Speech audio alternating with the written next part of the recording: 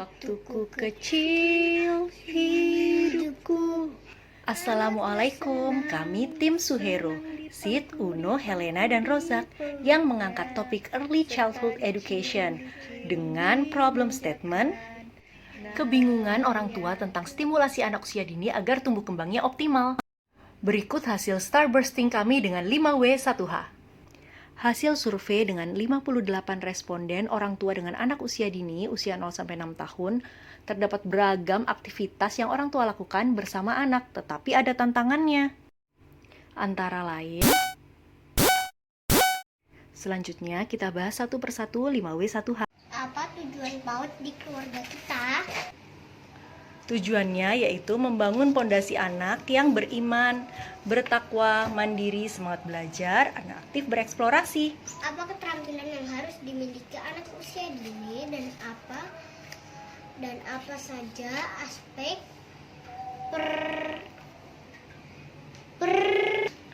Aspek perkembangan anak usia dini ya.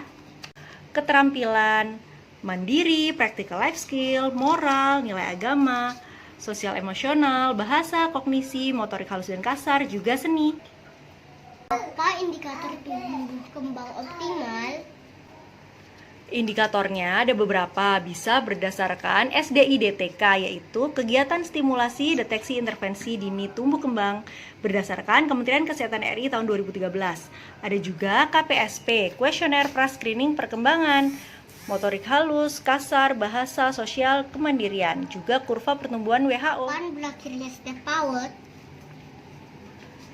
Yaitu PAUD itu pada usia 0-6 tahun. Kalau 7 tahun ke atas itu usia sekolah. Kapan beri stimulasi? Dan kapan pendidikan moral, teknik, sosial, praktikal, life, motorik, sensorik, kalsium.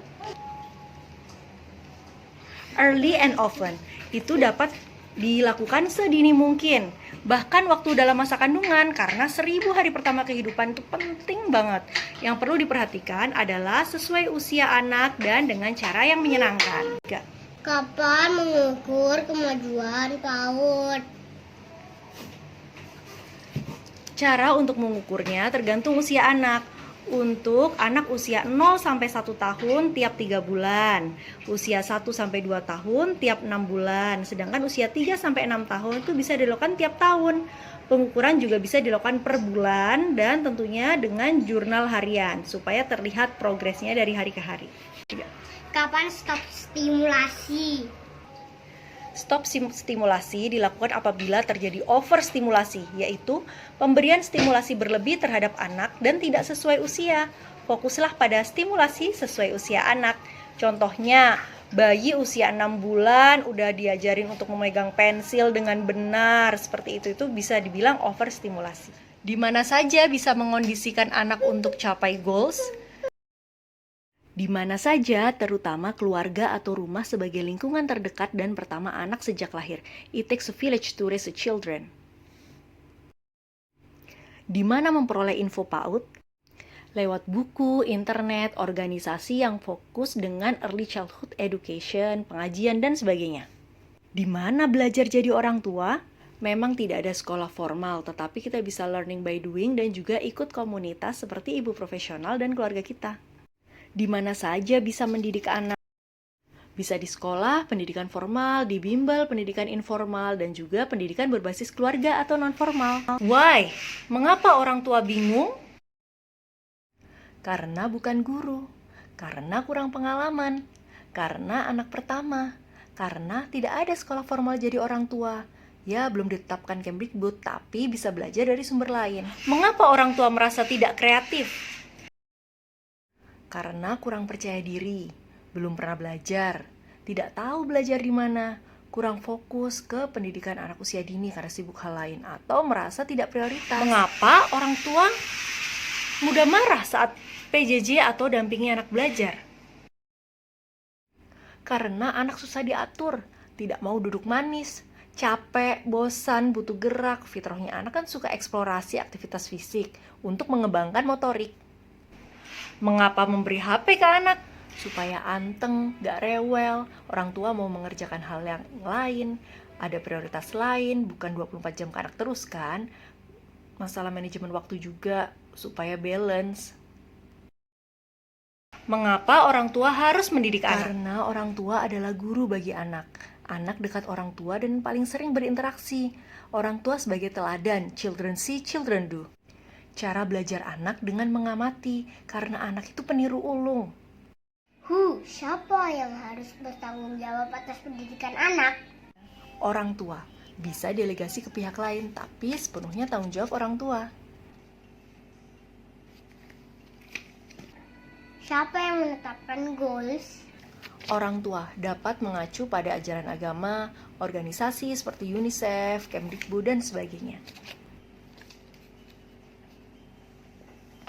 Siapa yang mendapat dampak positif dari pengasuhan anak? Anak itu sendiri yang jelas. Orang tua, lingkungan sekitar, dampaknya sangat luas. Bagaimana memilih kegiatan yang tepat? Disesuaikan dengan usia anak, kemampuan, dan minat anak saat itu. Bagaimana mengukur kesuksesan PAUD? Ada berbagai alat ukur seperti ECDI, MELKO, KREDI, STTPA, dan juga checklist indikator pendidikan anak usia dini non-formal. Bagaimana memfasilitasi rasa ingin tahu anak? Follow the children with limitation. Ada batasan norma, agama, keamanan, dan sebagainya. Mendengarkan anak sepenuhnya, memberi kesempatan bertanya, berbicara, dan bereksplorasi. Bagaimana menciptakan rumah ramah anak? Perhatikan keselamatan dalam rumah. Ada pojok bermain, rak buku yang mudah diakses anak secara mandiri, dan tidak merokok. Oke, itu 5W 1H. Nah, ternyata topik Early Childhood Education itu masuk ke target 4.2 Sustainable Development Goals yang ingin dicapai pada tahun 2030. Di Indonesia, perkembangan anak usia dini masuk rencana pembangunan jangka menengah nasional 2020 sampai 2024.